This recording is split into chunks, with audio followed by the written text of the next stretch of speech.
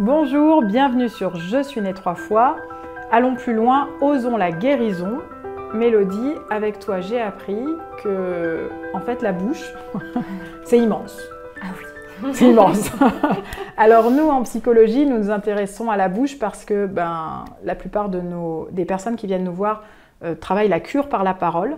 Et nous nous sommes rendus compte qu'il y a une corrélation entre la difficulté à ouvrir la bouche, parfois par rapport à des choses qui ont été vécues, et même il y a plusieurs études qui montrent qu'il y a une corrélation entre l'ouverture au niveau du bas-ventre et l'ouverture de la bouche. Et il peut y avoir des mutismes, j'allais dire, voilà, comme ça, dans deux endroits en même temps. Est-ce que toi, il y a des...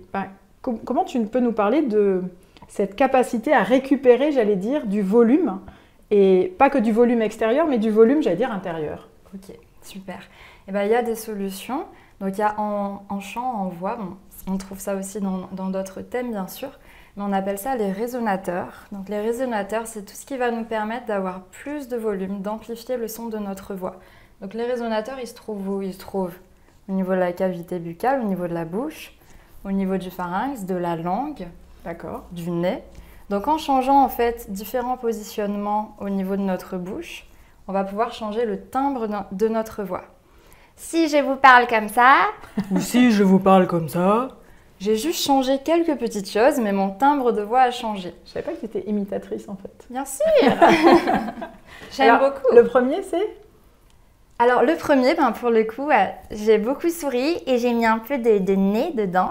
Voilà, donc je suis partie un petit peu vers le canard ou la sorcière. À vous de voir ce que vous préférez. En imitation, voilà. Mais donc quand je fais ça, ça m'aide à prendre conscience. Exactement, exactement. Ça va vous aider à prendre conscience. Alors si par exemple vous vous amusez à imiter régulièrement la sorcière, typiquement, la sorcière, on va aller chercher une zone qui est derrière au niveau du voile du palais, que vous pouvez trouver en ronflant. Je ne vous le ferai pas sur la vidéo, quand même, par respect pour moi-même. Mais si vous ronflez, voilà, vous pouvez trouver cette zone-là. Et donc, si vous l'utilisez souvent... Attends, moi je peux essayer. Attends. Ah, vas-y. Comme ça? Voilà. Est-ce que tu sens la luette derrière qui se lève? Attends, moi je sens que ça fait de l'air à l'intérieur. Attends. Ouais.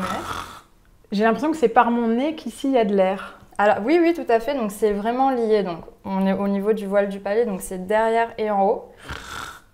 Et là, ça m'aide à quoi alors? À conscientiser la zone en haut? Déjà, ça t'aide à conscientiser la zone en haut et ensuite, plus tard, dans le chant concrètement, ça va aider à avoir plus de volume dans les aigus. Genre Céline Dion? Si je ronfle plus souvent, je peux faire Céline Dion? Alors, si tu ronfles souvent, tu peux faire Céline Dion, Whitney Houston, ok? Ok. Donc... oh, c'est génial!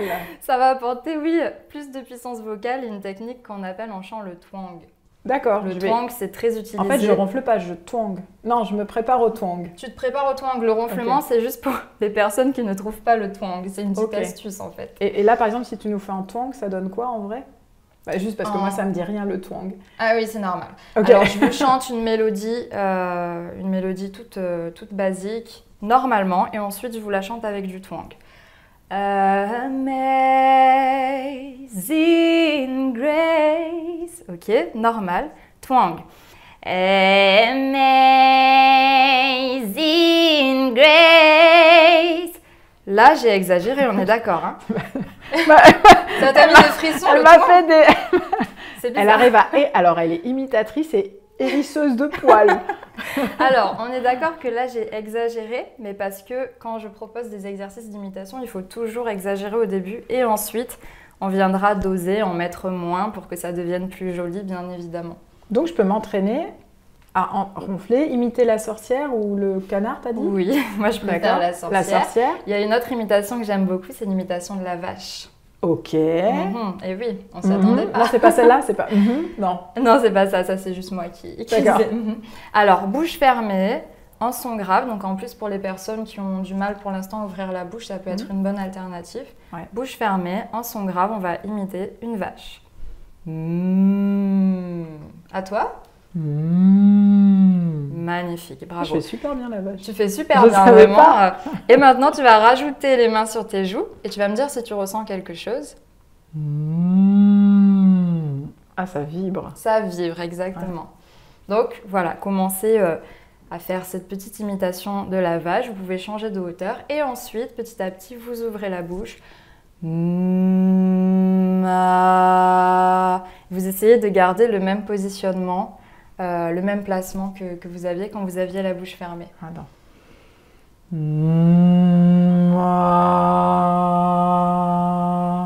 Je passe par un son qui n'est pas tout à fait un A au début, il me semble. C'est plus un mot. Ah oui. Oui. D'accord.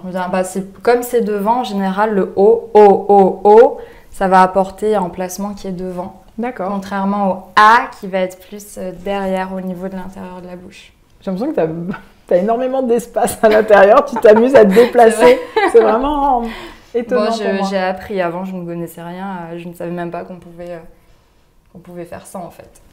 Et pour revenir aux enfants d'ailleurs, en cours de chant, donc pourquoi là je vous ai fait faire beaucoup d'imitations? C'est tout simplement pour un point de vue pédagogique et ludique. Si je vous dis placez votre voix à l'avant ou placez votre voix vers le voile du palais et ouvrez plus vos cordes vocales, machin, ça va pas vous parler. Si je vous demande de faire une imitation, vous avez qu'à faire l'imitation et vous vous en souviendrez. Et donc les enfants, quand je leur demande de faire les imitations en chant, ils arrivent à tout faire. Et les adultes, il y a des choses qu'ils n'arrivent à plus faire. Donc écoutez les enfants autour de vous, quand ils jouent aux voitures, etc., vous allez voir qu'ils font plein de choses avec leur bouche, leur voix. C'est génial. Tu peux nous imiter une petite voiture? D'accord. Je ne peux plus rien perdre de toute façon après la vache, la sorcière. Ça fait quoi la voiture? Alors la petite voiture, ça fait... Et là, je suis sûre qu'un enfant le ferait mieux. Et là, tu travailles où là? Alors là, c'est pareil. Hein. On est au niveau des résonateurs, on est vraiment... Donc c'est vache ou voiture? Voilà, c'est campagne ou ville? Campagne ou ville, selon ce que vous préférez, bien sûr. Vous l'aurez compris, avec Mélodie, halte au raisonnement, bienvenue à la résonance. Merci Mélodie pour ta présence sur Je suis née 3 fois et à très bientôt.